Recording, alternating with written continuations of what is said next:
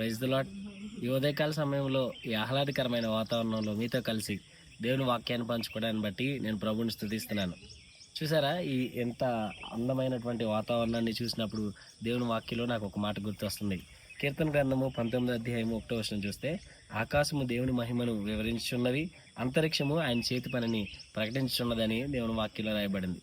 నిజంగా ఆకాశం ప్రకటిస్తుంది, మరి అంతరిక్షము ఆయన మహిమను వివరిస్తుంది. ఎందుకంటే ఇవన్నీ కూడా ఇప్పుడు మనం ఏ టెక్నాలజీలో ఉన్నాం. ఏ టెక్నాలజీలో ఉండి ఏదైనా సరే ఎంతో పని చేయాల్సింది ఒక చిన్న కమాండ్ ద్వారా కూడా పని అయిపోతుంది. కానీ ఎంత టెక్నాలజీ పెరిగినప్పుడు కూడా ఆ టెక్నాలజీని ఆపరేట్ చేయడానికి ఒక మనిషి అనేవాడు కావాలి. ఇది చిన్నదైనా పెద్దదైనా దేన్ని ఆపరేట్ చేయడానికన్నా ఈ సృష్టిలో ప్రతిదీ ఆపరేట్ చేయబడాలంటే ఒక మనిషి కావాలి. కానీ చాలామంది ఏమంటారంటే దేవుడు లేడు, ఏం లేదు. దేవుడు లేకోకుండా ఇంత పెద్ద సృష్టి ఆపరేట్ చేయబడుతుందా?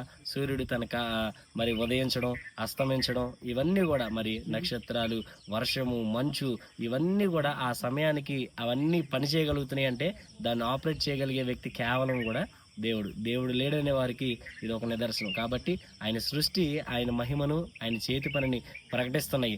మనము కూడా మరి ఆయన చేసిన కార్యాలను బట్టి దేవుడు మనకింత సృష్టిని ఇచ్చినందుకు మనం ప్రభువుని స్తుతించాలి. మనము కూడా ఆయన మహిమను, ఆయన యొక్క ప్రభావాన్ని ప్రకటన చేసేవారుగా ఉండాలని ఈ వీడియో ద్వారా మీకు తెలియజేయడానికి ఇష్టపడుతున్నాను. Praise the lord.